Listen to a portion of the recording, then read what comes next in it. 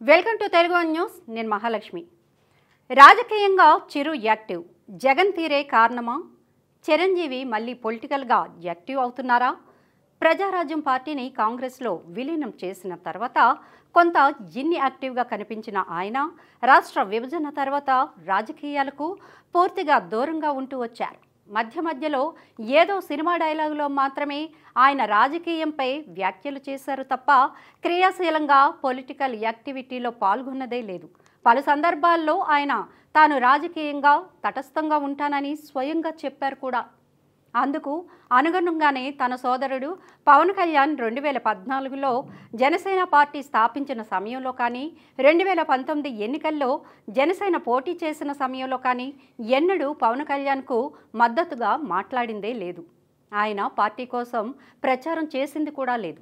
అయితే ఆశ్చర్యకరంగా ఇటీవల ఆయన రాజకీయాలపై ఆసక్తిని కనబరుస్తున్నారు. జనసేన పార్టీకి 5 కోట్ల రూపాయలు విరాళం కూడా ఇచ్చారు.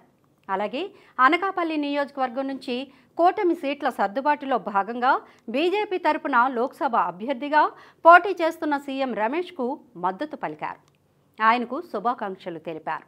అయితే చిరంజీవి ఇప్పుడు రాజకీయంగా వార్తల్లో నిలవడానికి, ఆసక్తిని దాచుకోకుండా బహిర్గతం చేయడానికి ఏపీ సీఎం జగనే కారణమా అన్న అనుమానాలు కూడా వ్యక్తమవుతున్నాయి.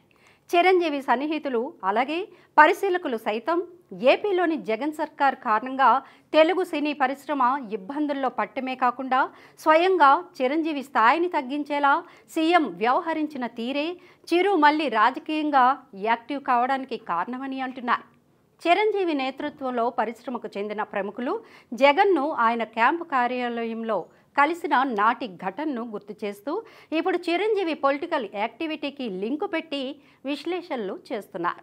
అప్పట్లో జగన్ క్యాంప్ కార్యాలయానికి కొద్ది దూరంలోనే తన కారును నిలిపివేసి నడిపించడం, ఆ తర్వాత సమావేశంలో కూడా చేతులు జోడించిన సమయంలో జగన్ ప్రత్యభివాదం చేయకపోవడం గుర్తు చేస్తూ ఆ అవమానాన్ని ఇంతవరకు పంటి బిగువున భరించిన చిరంజీవి ఇప్పుడు మరోసారి జగన్ అధికారంలోకి రాకూడదన్న బలమైన ఆకాంక్షతోనే చిరు రాజకీయ కార్యకలాపాల ద్వారా తన మద్దతు ఎవరికో సంకేతాలు ఇస్తున్నారని పరిశీలకులు విశ్లేషిస్తున్నారు.